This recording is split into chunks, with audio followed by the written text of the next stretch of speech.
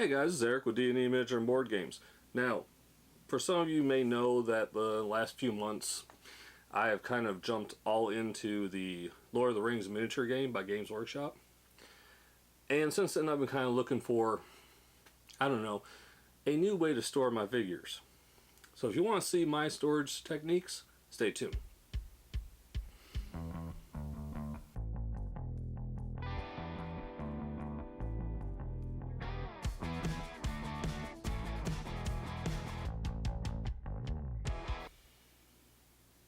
So, you want to see it. Cool.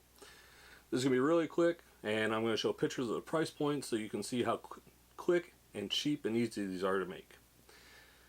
Now, I've done the battle foam, I've done felder, I've done a bunch of different things to hold miniatures. One of the things I heard about the Games Workshop Lord of the Rings figures is that spears and shields and swords tend to break really easy. So, I did what you guys are doing right now. I went to YouTube. I'm like, alright, what can I get that these things will be better protected? What are the odds that I found something like this? See how those, if you can't tell, those figures aren't going anywhere.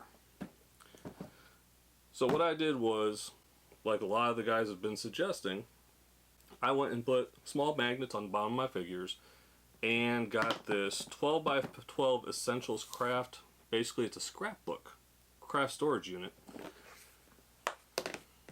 And, well, as you see, nothing's coming out of this thing.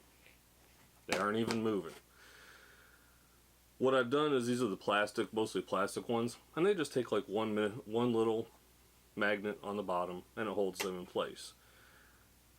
Now, some of the people that I watch videos of, they were getting these magnetized sheets that go in here.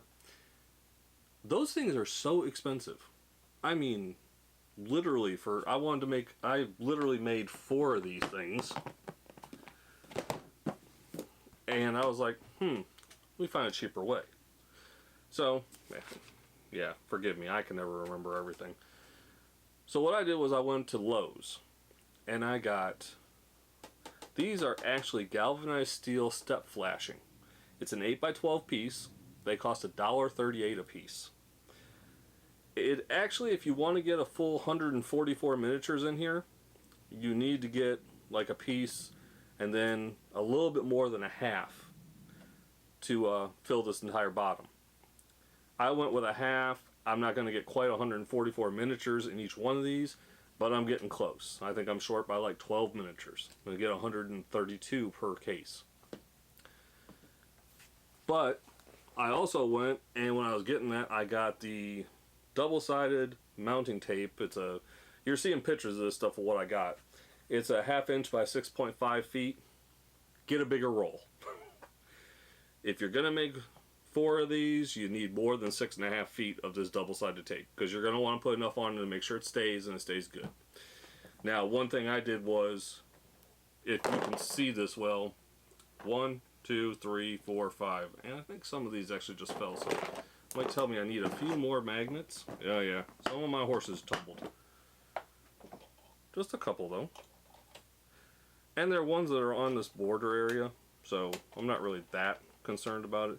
And how many times am I going to tip this? Now you notice, if you're looking at that down shot right now, the horses in here for Lord of the Rings, you can actually get 56 horses per setup like this. Probably get a little more if you went all the way to the edge, but I can get 56 horses in here. This is my Rohan set. Now the 12 by 12 magnet box, the scrapbook box that I got, these are actually from Walmart. They're $4.97 each. So I got 4 of these for 20 bucks. The galvanized sheets were $1.38 each. I had to get 6 of those. That was about $8 or $9. The double-sided tape, the first roll was $5, and I had to get a second roll. So figure about 10 bucks for that. So where are we at right now? We're what? Less than 40? Now, I did get 500 magnets from a supplier here in the United States. They were 3 by 1.5, and I got 500 for $17.99. you're going 500. Isn't that kind of overkill? And I'm like, well, with some of the horses, most of the horses I put 2 magnets. If I had I do have some of the Citadel pewter figures in here. I put 3 on those because they're a little heavier. And then, though my trolls don't fit in these because they're too tall, I did put 4 on those so that when I get a larger, taller set, I can put those in. Now, if you got Urukai, you're also going to find that your ones that have the tall spears or pikes, they're not going to fit in these either. So you're going to have to get a taller case to be able to put those in.